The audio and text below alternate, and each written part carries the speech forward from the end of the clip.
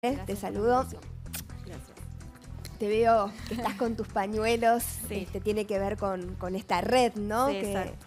Que estás liderando con tu forma resiliente, porque Sí, la verdad es que una todo manera lo que has pasado. de transformación, digamos. Exactamente. De poder como tomar la historia personal y llevarla a una lucha colectiva, a ponerle palabras a lo que muchas mujeres y muchos varones también viven en la infancia y que, bueno, que a veces por autoprotección negamos, porque también socialmente todavía es un tema muy tabú el hablar del abuso sexual en la infancia, nos cuesta mucho.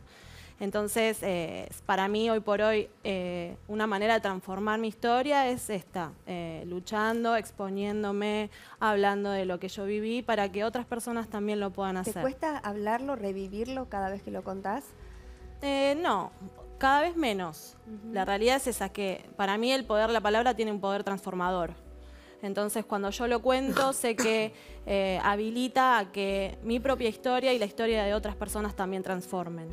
Entonces, no me cuesta tanto como me costaba quizás hace 5 años atrás. Me imagino que habrá ido cambiando en vos la manera de entender lo que te había pasado, Sí, porque te empezó a pasar cuando eras muy chiquita, ¿no? Sí. Vamos a contar un poquito cómo fue tu historia, tu calvario, Sí. y cuándo fue que te empezaste a dar cuenta lo que te había pasado, porque en algún momento dijiste, pará, esto no estaba bien, porque Exacto. lo que pasa con el abuso intrafamiliar es que los chicos no se dan cuenta que lo que les está pasando está mal, Exacto. porque lo está haciendo alguien que supuestamente los quiere, los cuida, ¿no? Tal cual. Sí, que Tenías nos dice 5 querernos. años y vivías ¿con quién? Yo vivía con mi mamá y mis hermanos. Mi hermano, en realidad mi hermano mayor, que me llevaba 8 años, comenzó a tener actitudes abusivas hacia mí. Desde el juego, desde decirme que, bueno, que era un acto que hacían todos los hermanos, que era una demostración de afecto. Entonces, para mí en ese momento, mi construcción de subjetividad fue pensar que eso estaba bien, ¿no? Que no, Era un no juego. era, que era un juego, que no era algo dañino. ¿Él Pero cuántos años tenía? Y él tenía ya 13, 14 años. Y vos tenías 5. Claro. Y vivían con tu mamá. Exacto, sí. Tus padres estaban separados. Separados, exactamente. ¿Tu mamá veía esto? No, mi mamá trabajaba todo el día, o sea, no tenía mucha posibilidad de estar atenta a lo que iba pasando en el hogar. Y también, bueno, depende de las personalidades de cada uno de los chicos y las chicas. Yo, en especial, en particular, era muy callada, no era extrovertida, era muy introvertida. Entonces tampoco quizá demostraba tanto, ¿no? Pero aún así, sí, dentro de lo que era mi personalidad, tenía actitudes que por ahí sí, ahora desde la distancia las veo, sí, llamaban la atención, ¿no? Claro, que te parece raro que tu mamá no haya reaccionado. También está la negación, ¿no? Supongo. También está la negación. Seguro. Obvio. ¿Vos tenés otros hermanos? Tengo otro hermano, sí. ¿Otro hermano que Sí. sabía de esta situación? No, él no estaba al tanto, no estaba al tanto de esta situación y aparte él después se fue a vivir al exterior de muy chiquitito, entonces perdimos contacto. Y bueno, no tenía como esta relación cotidiana, ¿no? De saber lo que estaba pasando. A los 5 años empieza esta suerte de juego, entre comillas, siniestro, ¿no? En el que estas conductas abusivas se empiezan a dar de tu hermano hacia vos.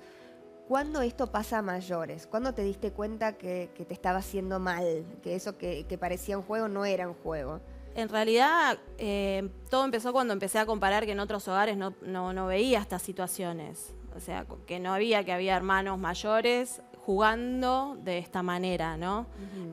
Y esa comparación me empezó a hacer dar cuenta que, bueno, que algo no estaba bien y también había como una sensación de que no estaba bien esto. A medida que fueron pasando los años pude ser como mucho más consciente de eso, ¿no? Y darme cuenta y decir, bueno, no. ¿Y él iba cambiando lo que iba haciendo con vos? O sea, con la Sí, edad. obviamente eras muy que chiquita, iba. 5 años, después creciste. Esto duró muchos años. El tipo de violencia iba aumentando, iban creciendo y obviamente que cada vez era más violento. Hasta que ¿Te amenazaba? ¿Te decía que no le cuentes a tu mamá? Exacto, que no lo cuente, pero no desde un lugar a los gritos, convengamos, no era a los gritos, era como siempre con esta demostración de afecto, bueno. Como que era un secreto entre ustedes. Exacto, tal cual. ¿Él te violó? Sí, él me violó. Me violó a los 10 años. Yo ahí no recuerdo mucho la situación en sí misma, de lo que pasó. Fue un momento difícil y obviamente que más difícil fue cuando tuve que ir a hacer la denuncia y tener que como volver a revivir toda esta historia. Cuando sucedió eso, que tenías 10 años, Sí. ¿sabías lo que te estaba pasando? No, ¿Alguien te había no. hablado de sexo? ¿Sabías? No, ¿Entendías para qué era nada. lo que estaba sucediendo? No entendía. No entendía. Y lo bloqueaste. Claro. Que esto es algo que a la gente le cuesta entender, Sí. ¿no? El hecho de que se bloquee, porque dicen, ¿cómo no te acordaste? Ahora te venís a acordar. Y Claro. sí, claro. Lo que pasa es que hay que entender que es una manera de preservación.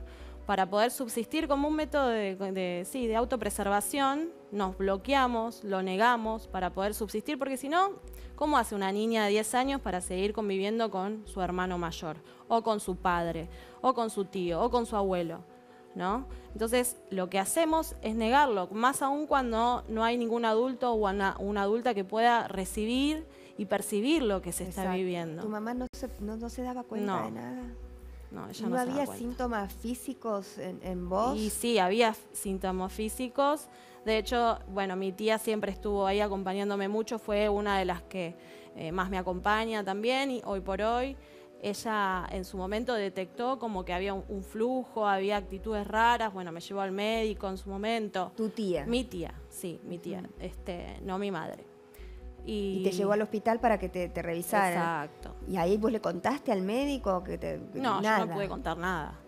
Nada. Mi temor era que se den cuenta de la situación. Vos, exacto, al revés. Vos no querías que se dieran cuenta. Por eso es tan difícil después decirlo, porque el lugar que se nos pone es que somos responsables en parte de lo que vivimos. Claro, que colaboraste. Exacto. Entonces después es mucho más difícil poder exponerlo y decir, bueno, pero yo tengo algo de culpa de esto. En realidad no, es el lugar donde nos pone el agresor, el violento. ¿Cuándo ¿no? te diste cuenta lo que estabas viviendo? ¿Cuándo te diste cuenta que eso estaba mal? ¿Cuándo tardaste mucho tiempo en poder contarlo, no? Sí. ¿A quién se lo contaste por primera vez? Y empecé a contárselo a los 17 años a un noviecito en su momento, porque sentía que, bueno, nada, los primeros acercamientos sexuales, yo me sentía rara, cómo era esta situación, entonces tenía la necesidad de contarlo y decirlo. Seguro.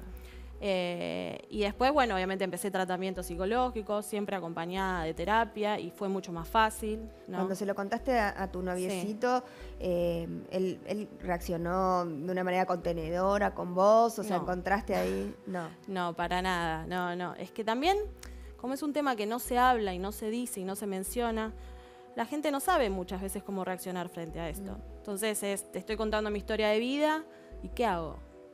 ¿No? Porque es un tema tabú, porque lamentablemente se sigue silenciando para preservar a veces muchas cosas que tienen que ver con la estructura familiar, ¿no? Digo, ¿qué se rompe cuando se rompe el silencio?